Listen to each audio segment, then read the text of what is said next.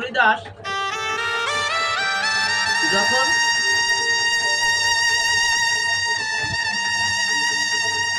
শ্রীবাস অঙ্গনে কীর্তনে থাকতেন, অদ্বৈত প্রভুর আঙ্গিনায় কীর্তনের মাঝে হরিদাস ঠাকুর শ্রীমান মহাপ্রভু কি করছে, কীর্তনের আনন্দে সমস্ত ভক্তগণ নিয়ে কীর্তন আনন্দে মেতে আছে।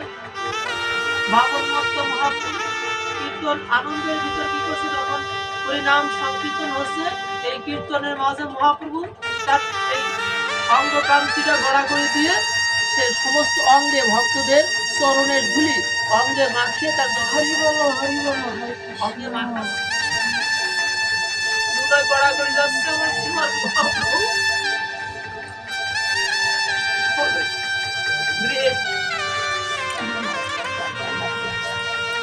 এই কীর্তনের মাঝে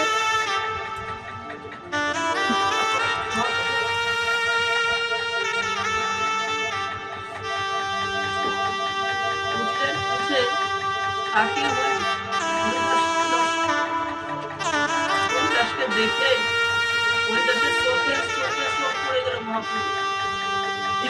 সঙ্গে সঙ্গে মহাপ্রভু হরিদাসকে জড়িয়ে ধরতে গেল। হরিদাসকে যখন জড়িয়ে ধরতে গেল, হরিদাস বলতে, প্রভু তুমি আমাকে ধরো না, আমাকে জড়িয়ে ধরো না। কারণ কি, আমি অত্যন্ত হীন, আমি অত্যন্ত দীন, আমি হতভাগা পাবন, আমি যৌবন, আমি সবচেয়ে নিকৃষ্টতম। প্রভু তুমি আমাকে জড়িয়ে ধরো না। শ্রীমান মহাপ্রভু বলল যে হরিদাস, আমার দেহ থেকে তোমার দেহটা যে অনেক বড়, আমার দেহের থেকে তোমার দেহটা অনেক বড়।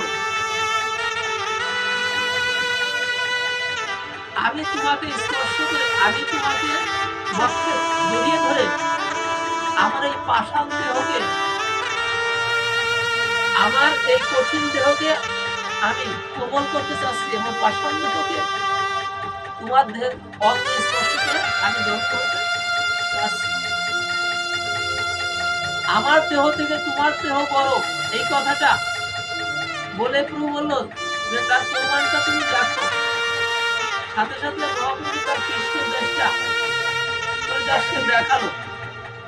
হরিদাসকে দেখিয়ে বলল, হরিদাস দেখো আমার কৃষ্ণ দেশ।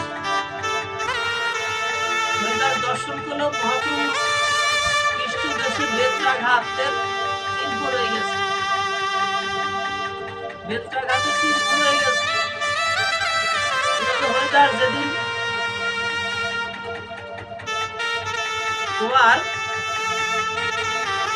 কাজীর দরবার থেকে যেদিন রায় হয়েছিল যে 22 বাজার ঘুরে ঘুরে বেত্রাঘাত তোমাকে করতে হবে, সেদিকে পাঠান লোকরা যখন 22 বাজার ঘুরে ঘুরে তোমাকে বেত্রাঘাত করতেছিল,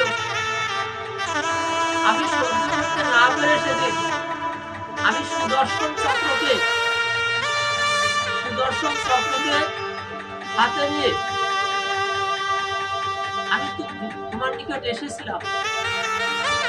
ওই পাপিষ্ঠদের আমি সুদর্শন চক্র দিয়ে ওদেরকে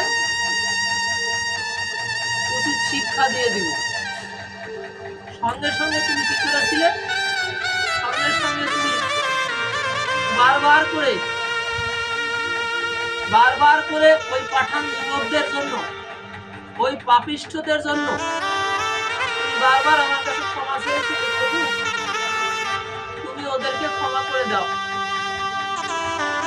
তুমি ওদেরকে ক্ষমা করে। বারবার তুমি যখন এমনি ভাবে আত্মনিবেদন করছিলে, এমনি ভাবে ওদের জন্য তুমি ক্ষমা ভিক্ষা করছিলে, তখন আমি ওই সুদর্শন চক্রকে ফিরিয়ে দিলাম।